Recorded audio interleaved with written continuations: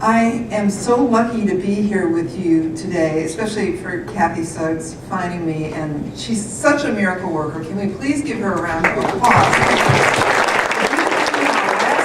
This is, and what that woman did, I will love her forever. She is incredibly awesome. And my story is that I'm from Flint and Flushing, Michigan. Moved to Florida when I was 15.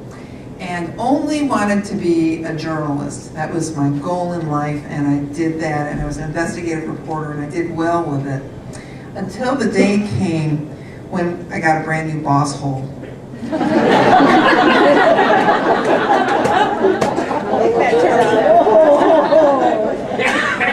Why are you guys laughing so hard? What's going on at Ryder? No, I got this guy, and I always say you're so lucky in life when you have a good mentor. I had a tormentor.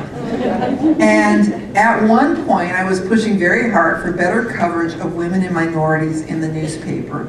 And this guy was the biggest bully. And he towered over me, called me in his office, and he says, you think you're going to be a columnist? You'll never be more than you are right now. You are a reporter, and that's it. And I pulled a typically female response. Tell me if this is true, guys, which I love when guys come to women's leadership sponsored events. Okay? No, I do. I do. They're the best men in the building. And I spent 2 years trying to get this man to appreciate and respect me. And at the end of 2 years, my boss, the city editor, promoted me to be the night city editor. And I was so proud that I had climbed out of what that man had done to me. And I went to my first editors meeting that night where we would discuss what was going to be on the front page next day. And Deb said, Fawn's the new night city editor. And she's in her first meeting with us. And the tormentor had come up a few notches and had decided at the last minute that he was going to come to that meeting. And he looked and he goes, no, there's no promotion. She's a reporter, and that's all she'll ever be. So I had to sit through that. I didn't know, was I supposed to get up or what? And I sat through it, and then got up and walked to my desk out in the newsroom, and I picked up the telephone and called the editor of the Tampa Tribune, who had been trying to recruit me for 4 years. And I said, if you're going to do it, you need to do it right now. And he did. He came up with an offer, good job as an editor, and it then became my choice to leave Denver, Colorado, beautiful Colorado, to go back to Florida, which is where my family is. And I was hit by a lot of fear because I had a union-protected job where I made good money, had good health benefits, 5 weeks of vacation, lived in Colorado where I had a lot of friends. And then I was going to go to Florida to do something I had not done before, being a content editor in a place that I didn't know these people, and I just was wrestling with it. And a friend gave me some really great advice, and you're going to hear it again in the presentation, but she said, don't let security be your dangerous anchor. She said it 3 times. Don't let security be your dangerous anchor. Don't let security be your dangerous anchor. So I quit my job, and I went back to Florida, and where my family was, and I was so happy to be there, and I went into management with all those skills that made me stand out so much as an investigative reporter: hard-charging, no BS, impatient, black and white thinking, get it done now. And I went into the realm of teams and how to win friends and influence people, and as a manager and a leader, I absolutely sucked. I sucked so bad, people were running to quit and get away from me. And I went to Borders looking for a book that would tell me as a strong woman how to be effective in a male-dominated environment. And there was nothing. I was with a friend who said, well, you're a journalist, why don't you write it? I said, I am so sick of people writing books on subjects they know nothing about. But I started to think how interesting it was that no one had gone to the great women leaders of our times and said, what did you learn the hard way? And I then came up with this whole idea and this whole plan for success, and it just had to be a great hit. I had it in my mind that I would do my interviews for the book. That would take about 3 months, and I would write the proposal, then pitch it to agents who would then take it to the publishers, and there would be a bidding war on the book, and it would sell for the high 6 figures, maybe 7.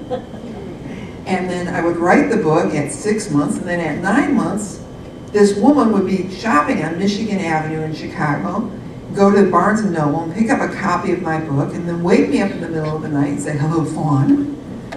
This is Oprah. I just read your book. I couldn't put it down. Can you please come and be on the show tomorrow?" And then I would be whisked off by a Learjet to the Harpo Studios. And then and I would get on so well that she would invite me that night for dinner in the condo with her and Stedman and Gail, right? And you will see in this talk, you should always have a plan. Always have a plan for your success. Because that is the greatest piece of fiction you will ever write in your whole life. It doesn't work that way. My thing, fall down 7 times, get up 8, I was rejected by every major publisher in the United States. It was humiliating and depressing.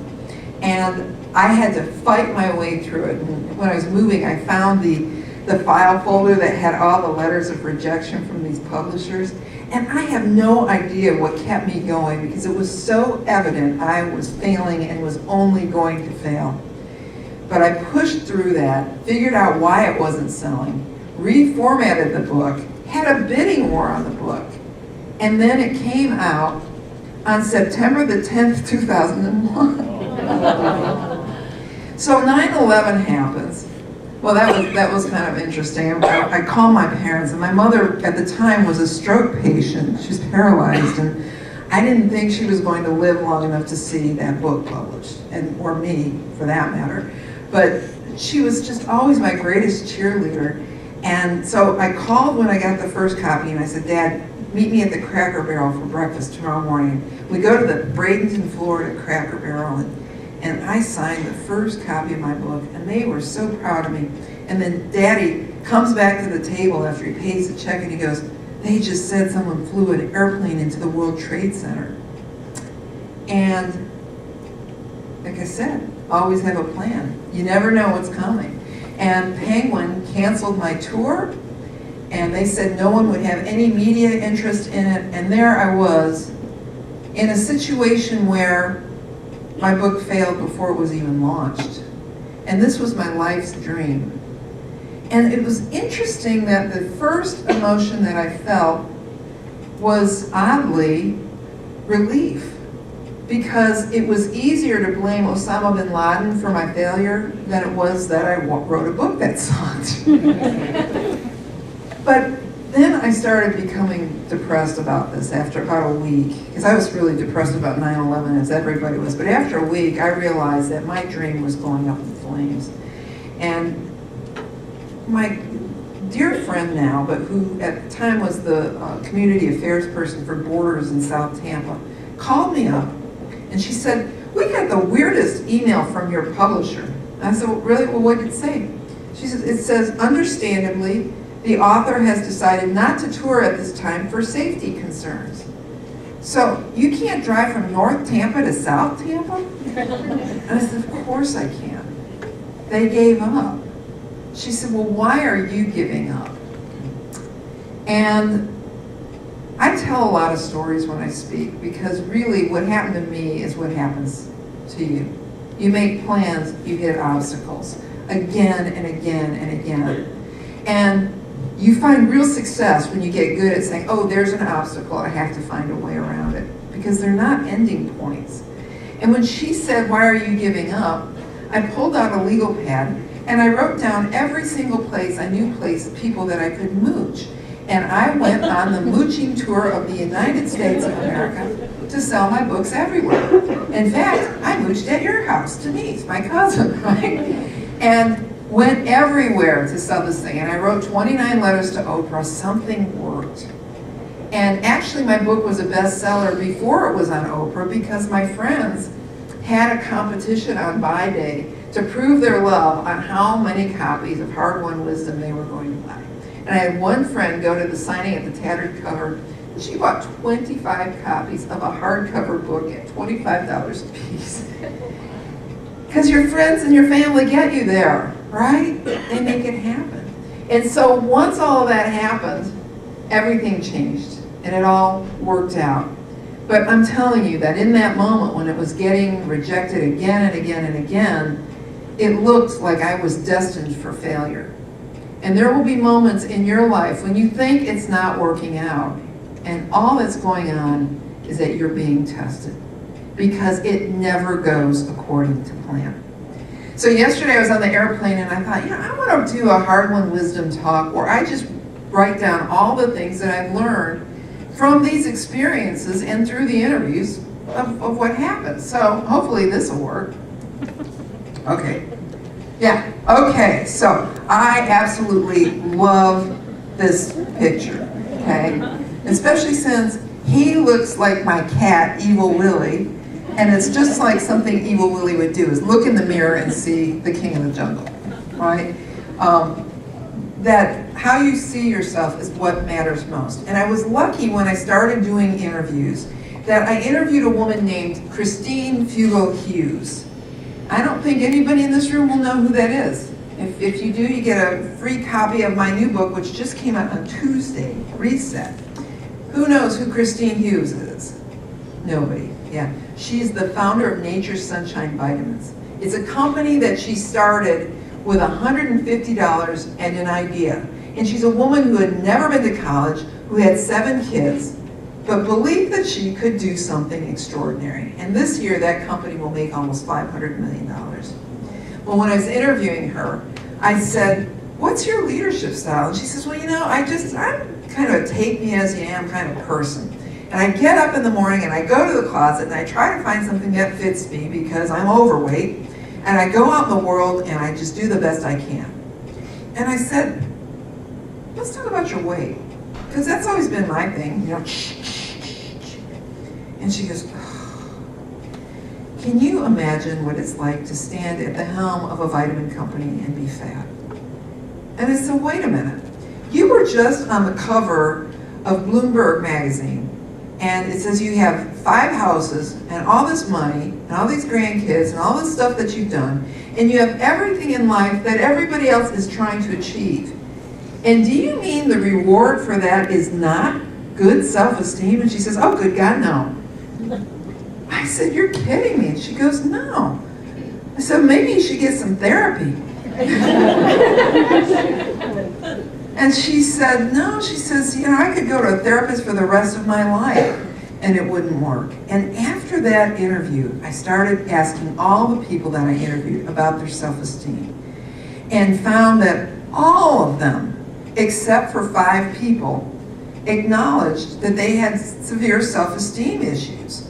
And I think 4 of the 5 were lying. I did believe Jane Goodall. Something about it seemed like she knew what she was talking about. Now, I have pretty good self-esteem right now. You know why? Because I know everybody else's self-esteem sucks. And that tells you something, doesn't it? If you can go to the person who's the most put together person in the room and find out what negative things that they've said to themselves today, then you realize it is just a game we play on ourselves.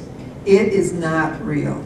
And I can guarantee, even the men and the women in this room, if we had every negative thing that you have said to yourselves all day, there would be a lot of noise in this room, right? Now let me ask you something. Is that making you more successful? And is it making you happier? No. So I'm going to give you some skills later that will show you how to overpower those negative voices. But the first thing you have to do is acknowledge that you are the boss of them. Those tapes that are running in your heads are hurting you, and they're compromising your life. Now, in terms of what you do with your career, I have noticed that some people just think that the people at the top are there because they've got something special in them. like there's some sort of special DNA molecule for leaders. And I'm here to tell you, since I've known many, many leaders and CEOs and all of the bit, there is no difference between someone at the top and at the middle and at the bottom, as opposed to, well, sometimes it's, we have a little bit of educational limits, but for the most part, the limits that occur in careers happen because of the limits we put inside of ourselves. There is no special DNA. What you need is courage. And remember that, because it's not that hard to operate at that level. You just have a different set of problems, but it's always intense wherever you are. And in terms of leadership, that was the other thing, is that you think that they have all this special savvy. And I saw this on a Google search once, and I'm over 50, so I have to get right up in it here. But this is Frost Elementary second semester weekly character words and manners. And it really is their citizenship thing, and they're talking about things to do. And it looks to me like exactly if we wanted to write a bestseller on how to be a good leader. Respect others' opinions and comments. This is accept no for an answer. We've knocked that one out.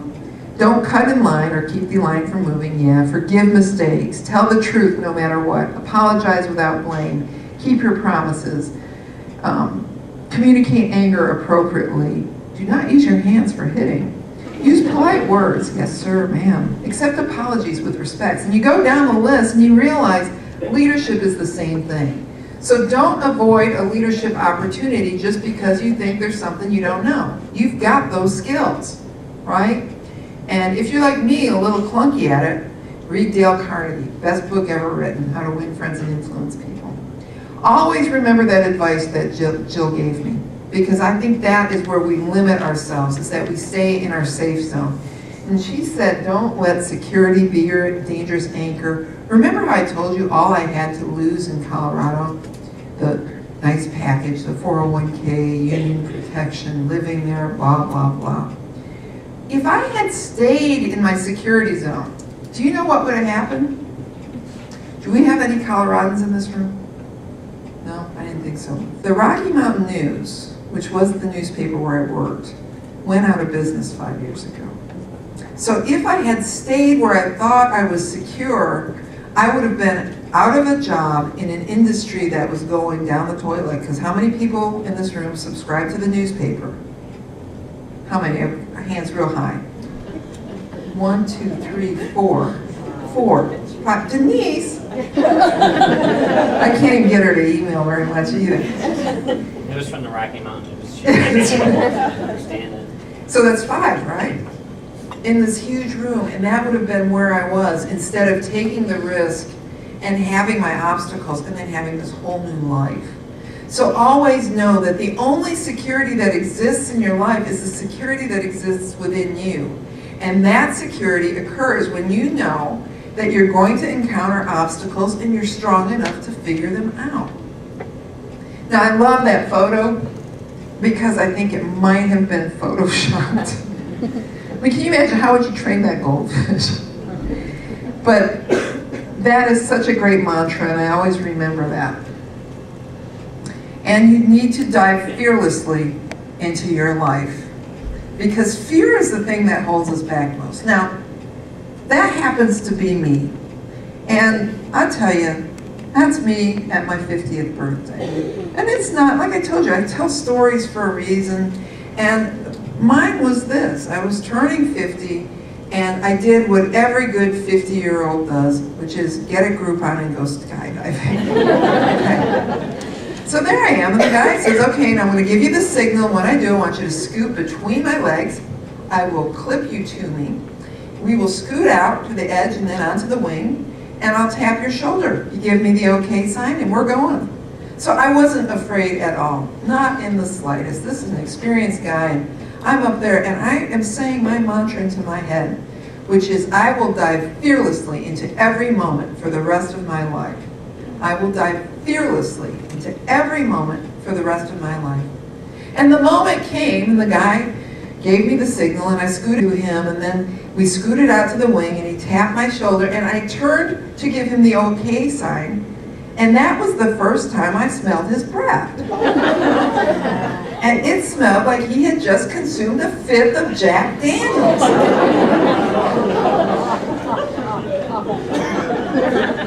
I was like, okay, God, if this is what you have in mind for how I'm supposed to die, I'm good with it, because really, I really am, because my mother had a hard 20 years before she passed. So if that's what God has in mind, I'm okay. I said, but if not, I need a little help. And I lived, okay? But it really is a good metaphor. And that mantra came that day, and so that when I had a speech in Dubai and I had to go to the Middle East by myself, I just said, I will dive fearlessly into every moment. I remember that, I'm in the airport and everything's in Arabic, and I will dive fearlessly into every moment for the rest of my life. And I had a great time. I probably did a couple stupid things, but it's either going to work out or it's not. The one thing I know is I'm going to have a great time every day until I get out of here, because time is fleeting. Remember, we were talking last night, Denise, about how I'm never going to be as young as I am today. So I'm going to have as much fun as I can today, tomorrow, and every day.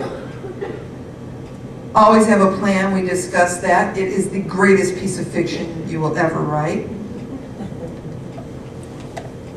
And embrace your obstacles. Because where you trip up is by trying to avoid them. Obstacles, they teach us about our human experience. And believe me, when I was doing my first book, Hard-Won Wisdom, I interviewed Sylvia Earle, the oceanographer, and she talked about the power of risk. And she said this quote that I often will read. And this book, I put all the good quotes in a collection. And here's this quote. Many people resist risk and are only comfortable with the security of knowing when they go to sleep at night what the next day is going to be like. It's comforting, it's secure, and living like that is a choice they're free to make, having structure in their lives. Not having structure can be disconcerting. Risk is a choice. It's the only way to test your potential. I had heard so many of the people I interviewed telling me, take risk, take risk, take risk. And when she said it, it just was so powerful. And I said, yeah, but have you ever failed? And she said, oh yeah. And described a horrible failure. One where she had taken every dime she had to invest in a company, because she's an oceanographer, so that people like us can drive in the bottom of the ocean in a little vehicle. And it went belly up in 2 years. And her friend ran the company in the ground, and suddenly she was broke. And I said, oh my God, I bet that made you bitter. And she says, oh no. She said, look what I learned. And she rattled off 10 lessons that she learned in this horrible experience that took all of her retirement and everything she had and made her broke. And she says, I can always make more money. But this grew me as a person. And that interview was so powerful to me that I went into work the next day and quit my job as a newspaper editor. Think about it. Leaving the career I started at age 15 at the Flushing, Michigan Observer, and saying, okay, I'm going to do this book thing, and then failing. As I was failing, a friend of mine made the remark, you know, you ought to think about being a professional speaker, because they make good money. And it never occurred to me you could get paid doing that. And I looked into it and I was like, wow, what a scam.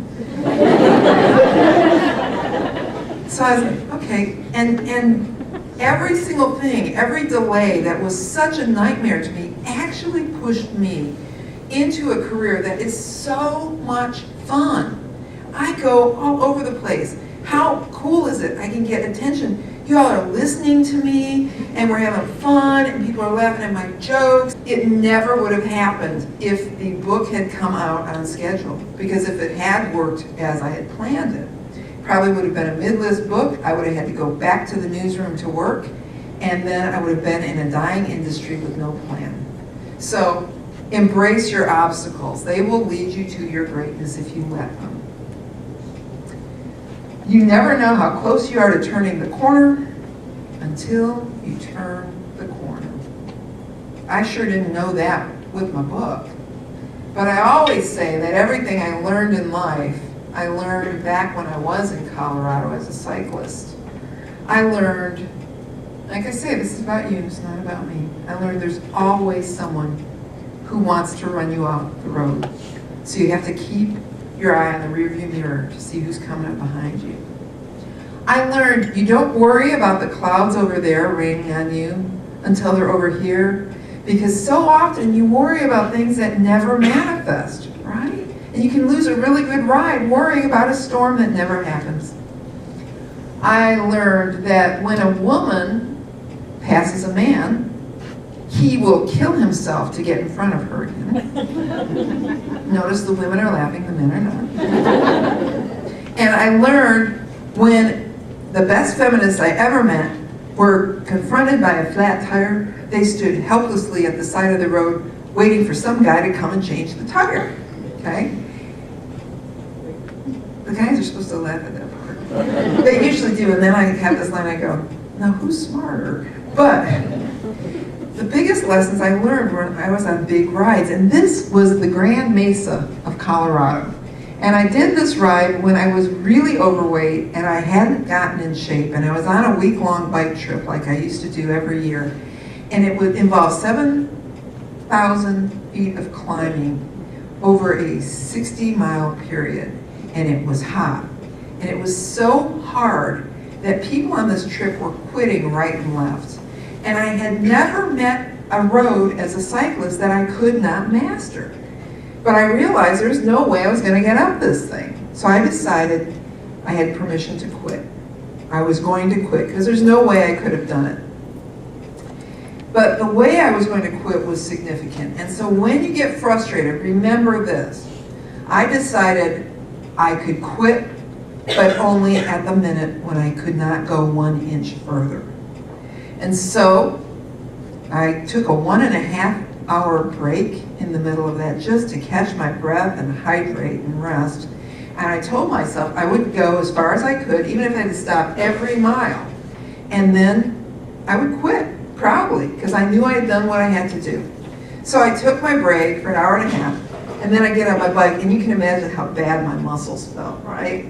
And get on my bike, and I start going. And at first I could go 5 miles and then take a break, but then it was getting to be every 2 miles. And there was this older couple, and I figured out that they were older, and they're probably how old I am right now. But I remember they're on this tandem, and he says to her, "See, I told you you weren't in shape." And I looked at her and I said, "I wouldn't pedal 1 more minute. Make him haul your butt up there, right?" And then this little blonde fairy woman, Tinkerbell, comes on her bike, just whizzing by, and she says to me, "I'm so proud of you." Right? There's always someone like that. And I just kept going, and I'd stop, and I would go, and I would stop, and it was so hot, and I was so miserable, and I realized the time has come to quit. But I have to quit where I get a clear spot so I can pull off to the side, and a SAG person will come and pick me up, and I said, "I'll do it right up there when I get around that corner." So I rounded the bend, and you know what I saw? The summit. Sometimes all you can do is take it a mile at a time or a step at a time. I'm famous for my beach walks now because that was kind of the impetus for my last book. And sometimes I'll get out there and I don't know how I'm going to do the last 3 miles. But yes, I do. It's 1 step at a time. So when you get frustrated, remember the image. Just keep going a little bit. You get there. And you aren't the only one that's going to be frustrated. There are moments like that for everybody in their careers. I've said this from my inspiring silent movie, fall down 7 times, get up 8. That's it. You just keep going at it. My mom was a great inspiration on that because she got her stroke, she rehabbed that, and then fell and broke her hip, rehabbed that. I mean, everything she encountered, she was going to get up and keep fighting. And so that even when Alzheimer's came, my mom lived a joyful life. I think a lot of people looking at it thought, oh, how sad, but she really had a good time. And that's it. You're all determined, your life is measured by your perseverance when it gets rough. I said this in there, but I want you to remember this again. Most of the things you worry about never, ever, ever happen. Is that true? And how many of you are good worriers? You know, you worry what's happening at work, how's that going to turn out, what's happening at home. And if I said that if you could write down the 5 things you were worrying about a year ago, you'd have to stop and think, right? And when you think about your life worries, what are the ones that really matter? Well, you need to have some sort of security in your life, right? So you want to have a job, that's worth worrying over. But usually it comes down to family and safety and those things. So keep things in perspective. Don't make yourself crazy. You have everything you need right inside of you. You have to be your own best asset. And I've talked a little about the self-esteem thing. I hope this is my next slide. No, it's not. Wait a minute. No. You have everything you need right inside of you to do what you want.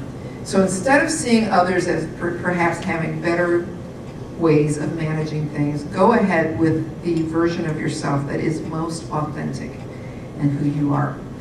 It's amazing that I am paid to stand up and basically be myself.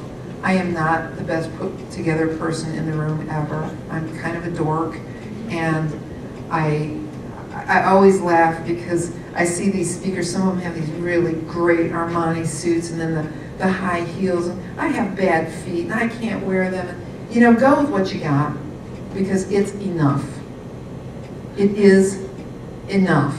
I promise you, whatever you're doing to make yourself feel small, knock it off. You've got everything you need right inside of you. And so when I say take 5, you see those little booklets? I pass those out for 3 reasons. 1, so y'all can add me on Facebook, Twitter, and all of that stuff because I like it. 2, so if you know a group that needs a speaker, you can recommend me. But 3, so that there's something that you all get from me that can change the way you go about living your life. And do you all remember on Saturday Night Live, Stuart Smalley? You know, I like myself, gosh darn it, right? And that's affirmations. And somehow, by making fun of it, they got a bad name. But there is an absolute science to affirmations. And the idea is this. What you put in your head is really powerful. So if you write your affirmations properly, you can rewrite what you're putting into your head.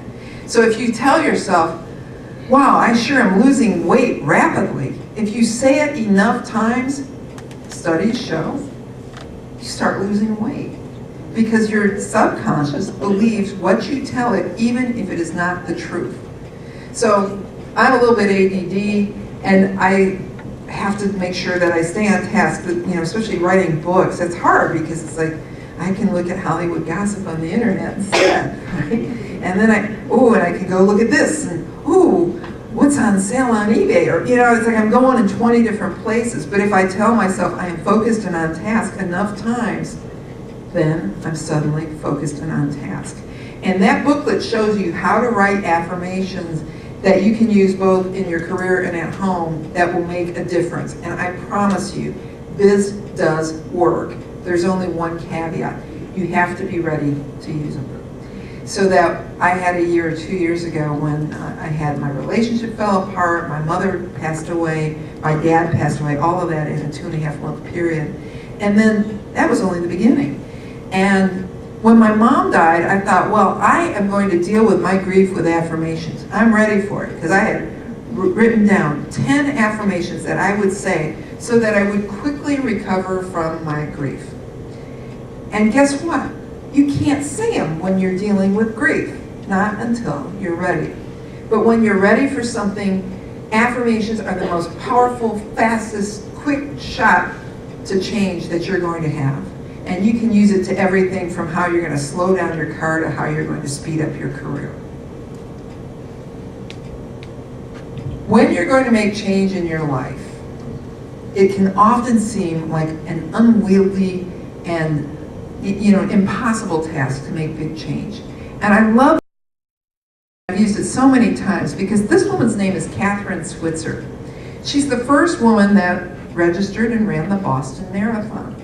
And how she did it was signed up as KV Switzer and for the marathon. They didn't know that there was a woman in there until they saw her there. So then you got this guy, the race director. I'm showing this. He's the race director, and he's trying to pull her off the course because he doesn't want a woman running the Boston Marathon. And her big burly boyfriend knocked the guy off the way, and then she just trotted off. It's a legendary set of photos. So when I interviewed her, I said, well, what do you tell people, because she works on fitness with a lot of people. I said, what do you tell somebody who needs to lose 100 pounds? You know, it's such a big thing. How do you get them started? She said, put on your shoes. And isn't that the truth about anything you want to do? I have the lady at the cleaners I go to, and she wants to go to school, or this was actually a year ago. She wanted to be in college, and she's like, I don't know how I'm going to do it. I'm with my kids. I just don't know what I'm going to do. And I just said, just take a class. One class. Well, she did. And I told her about a man I interviewed when I was a reporter, and he was graduating college, and it took him 10 years because he did it one class at a time. Any change you want to do starts with a single step. You don't have to take a leap, just a step. So you put on your shoes. If you're not failing a little, you are nowhere near your limits. This is the truth. If you are just going along, humming along, and everything is good, it's not that you're so smart, it's that you are under-challenged. Put yourself out there in positions to where you push yourself, if that's important to you. Now, I have a whole work-life balance thing that I do, and I don't think you should do any more than you want to do. I think you are entitled to a very fulfilling, good life. But if you want more, don't be afraid to take a job that you know nothing about. That's how people build careers. That's how you get to be in the C-suite, is by knowing many parts of an industry instead of just what you know. So go out there, try things that you think you can't do, and be willing to fail a little bit, because you're smart enough to get around it. That's the one thing that I found when I interviewed all these business people for, I did this one book where I talked to 52 people, including CEOs, and the one thing that they said consistently was that do not wait for 100% certainty, because this world moves too fast for that to even exist anymore. Just make the decisions you have to make and know that you have the ability to recalibrate and redirect if something goes wrong. So don't hold on for dear life trying to avoid failure. I love that picture because he's trying so hard. And you know that the minute somebody throws another ball at him, he's going to go right for it again. And keep that visual with you, because there's joy in that. He doesn't care. He's out there. He's in the game. And what crime is there if he does get clocked by that ball? Nothing. Who remembers who this is and what the story is? You do. I don't remember exactly. I just know his dad came out to help him. Yes, that's Derek Redmond in the 92 Olympics in Barcelona. And he was running and he snapped his Achilles tendon and was so distraught and so determined. I think he had trained his whole life for that moment, and he lost his medal. And so he was limping because he was going to get to that finish line no matter what. And his father ran down out of the stands and went with him over the finish line. It was the iconic moment of those Olympic Games. It was so beautiful. Every time I would see the video, even now, I cry. Right, it is, it's powerful. And if I were to say who won that race, nobody knows and nobody cares, because he won that race. And that's what we're talking about with life here. It's not about who gets the most marbles.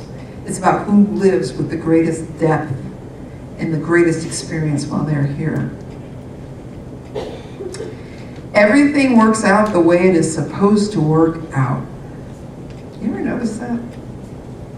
It's like there's one story I can't tell you about something I'm doing right now. It's kind of big and it's really exciting. But I had to let go and let it go to the universe instead of trying to force it to happen. Because I said, All right, I'll tell you. But I won't give you all the specifics. There's a really big CEO that has an amazing story that I knew and that I wanted to write this person's book. And because of some health issues, it probably wasn't going to happen. And I just kind of kept the conversation going, invested some time in it, and said, whatever happens, happens. Because I know that if I'm supposed to write that book, I'll write the book. And if I'm not supposed to write that book, I'm not going to write that book. And it's very easy to live a stronger life. If you just have faith, it's going to work out the way it's going to work out. And so I spent 3 days interviewing this person 2 weeks ago, and it was a crapshoot. It cost me money to be there, and could have wound up with nothing, and what I got is somebody who wants me to write the book. So I didn't stress it because I knew it would work out the way it needed to work out. And I believe this picture really says everything about life, because if I hadn't had the boss hole and hadn't gone into management in Tampa and suffered and needed a book, and then wrote a book that wouldn't sell, and then hit those obstacles, and then had a friend say, you ought to be a speaker, and then, have my book come out at 9/11, and then boom, boom, boom, boom. I can make those dominoes explain everything about how I wound up speaking in China and all of this stuff, because one thing leads to the next.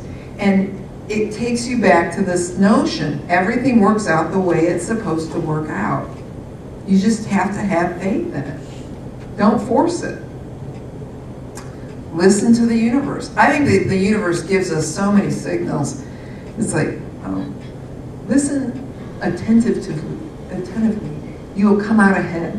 That's the fortune cookie there. But that you get the prompts that you need. And I wonder if you're hearing them when they come to you, because I really believe that happens. Me having a friend say, you ought to be a professional speaker. People tell you things all the time, right? But I heard it and I followed up. And a number of sequence of things happen, but I'm at one of them once, and this man's from China, and he's going to be on a panel I'm moderating, and he says, you ought to do a book like that in China. I said, well, he's Chinese. I said, you ought to take me there. And he goes, well, have you ever been there? I said, no. And he says, well, what do you think of the Chinese? How do you answer that? Right? And so I'm like, did a good job on the Olympics. And he goes, no, what do you really think? And he says, I said, well, I think there are a lot of guys in black suits that are trying to buy up all our treasury bonds and take over our country. He says, you need to go to China. I said, take me. He says, follow up. I followed up. He was the executive vice president of Michaels and took me on a 2-week speaking tour in China. Now, that was a follow-up, that was a universal prompt, but when it happened, I knew that was a big moment. So I got business cards made in Chinese, I had my website translated into Chinese, so that I took just one little moment and turned it into the hugest opportunity. That was my life Cinderella moment. And you're getting these prompts, so spend some time thinking whether you're hearing them. And it's all about the follow-up. Stand up and lead. Let me see how I'm doing on time. Okay. Yeah, this was another thing that happened right before I turned 50. And that is that I'd always wanted to go kayaking in the Everglades in Florida.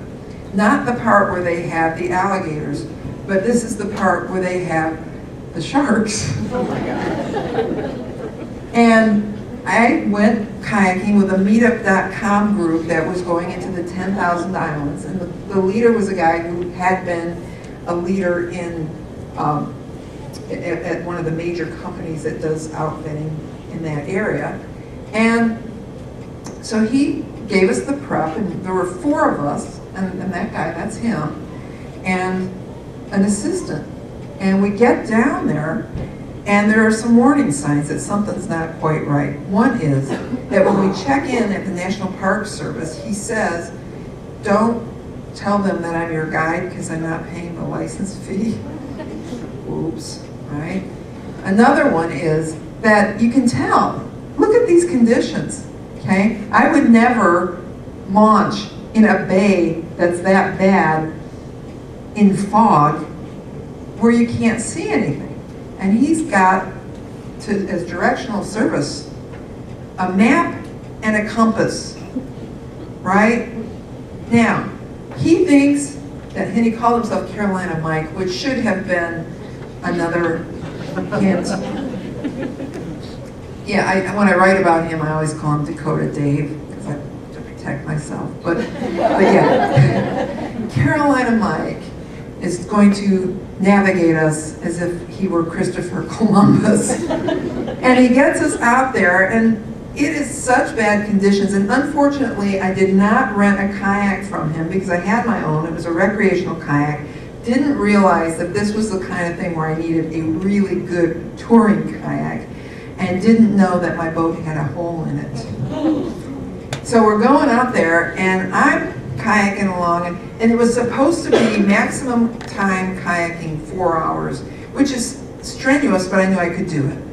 So we do it, and what they would do is they would kayak because they were so much faster, and then wait for me to catch up, and they're hydrating and talking. I'd catch up, and they'd start again, and I never had time to drink my water because I'm in the slower kayak with a hole in my boat, and I don't know that.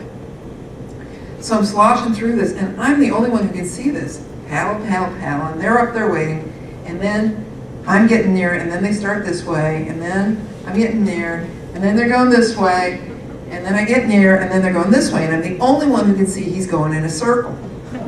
And that for hours, we would go for hours and not see land anywhere.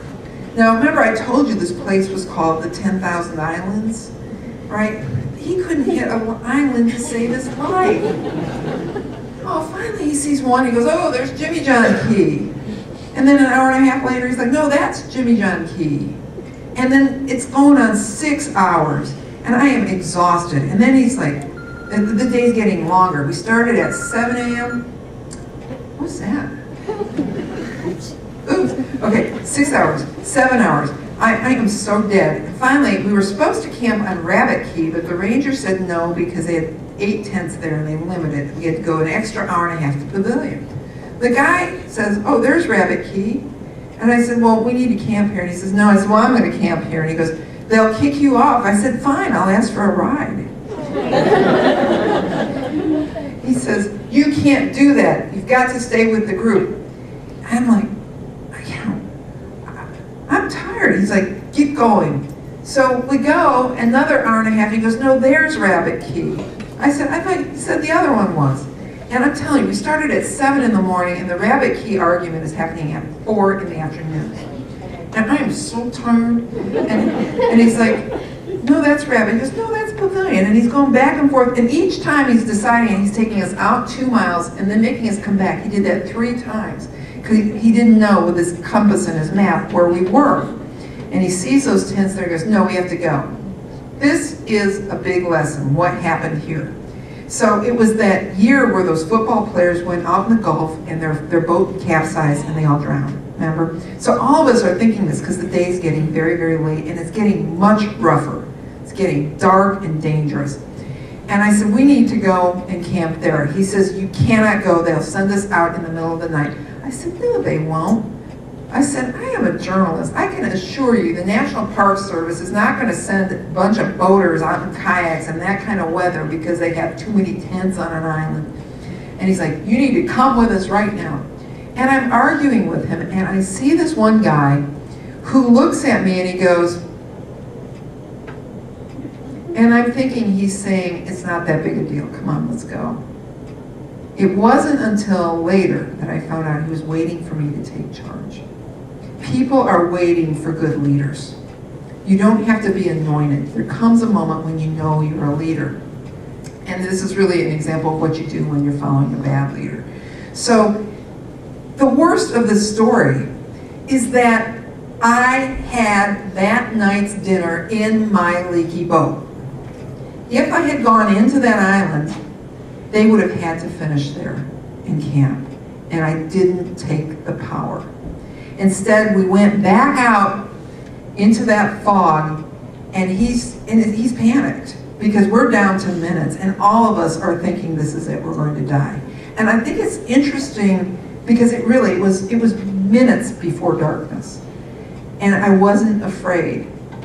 Obviously, the idea was, we might end up drowning or eaten by sharks. And he knew that, and all I could think of was, okay, God, if this is what you have in mind for how I'm supposed to die, I'm okay with it.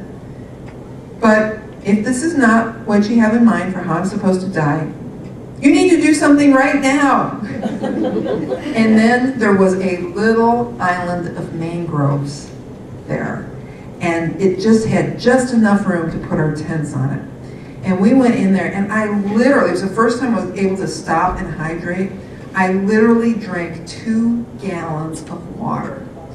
We discovered the hole in my boat. There must have been 50 pounds of water in there. And I was so exhausted. And then after I hydrated, I went over to the campfire and I said to him, why didn't you bring a GPS? And he said, well, a GPS can break. And I said, yeah, that's when you get out the compass and the map, right?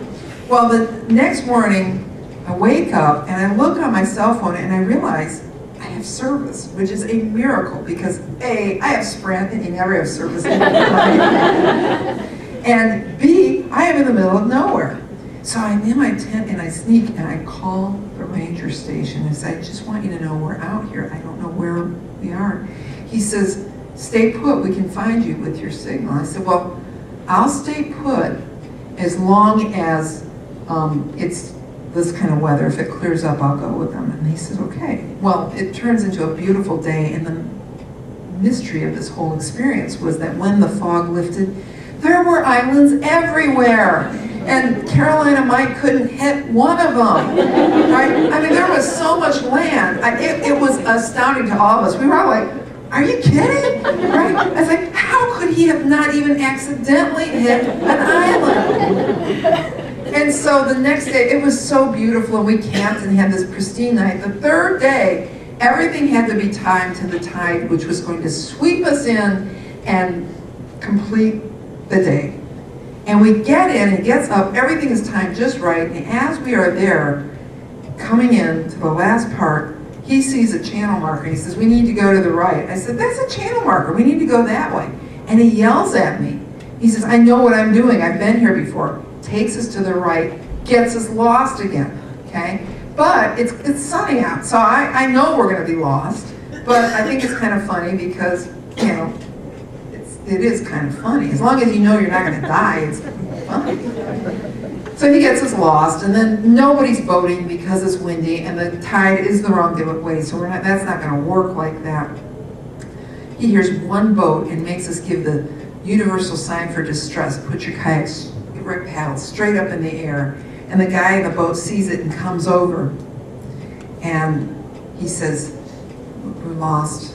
And it just happened to be the ranger from the Park Service. And I knew it was the guy that I called. So then I'm like cringing that he's gonna, kind of out me as the little whistleblower. And I'm cringing. And he says to the guy, he says, is this are you a guide? And he's like, no. Everybody's like, no. And the guy goes, this isn't Wet Dog Adventures with this meetup group? And he's got the paper right there. So Caroline and Mike got fined $500. Oh. It was great. And we all had to be towed in. But it's a lesson of what happens when you're out there and you're following a bad leader. Sometimes it's on you to step up and lead, and don't be afraid to do it. Don't be afraid. Now, I'm going to have to skip some of my good stuff. Lean out a little. That's all over in my new stuff. Face life, my mom taught me that. You know what? I want to wrap up so that I can have some time with you all. The point being that you're going to go through moments in your life where you have severe self-doubt. One step at a time. Move through it.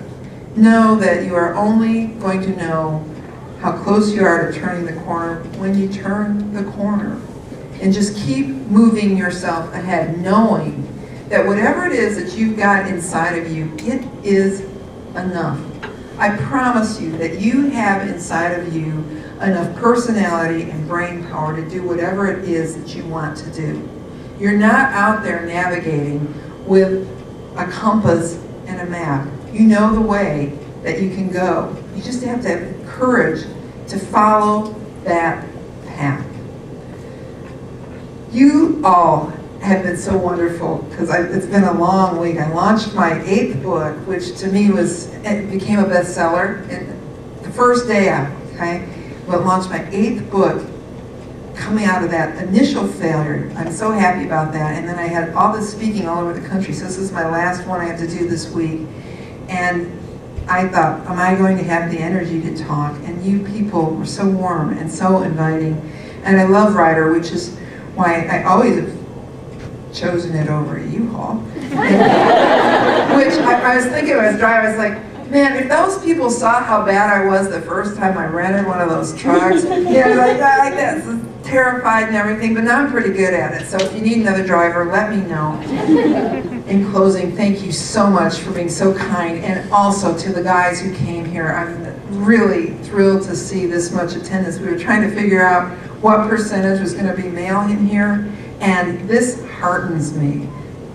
Wonderful to meet you. Please come up, say hello. Thank you very much, everybody. If you have any questions, come say hi. Thank you.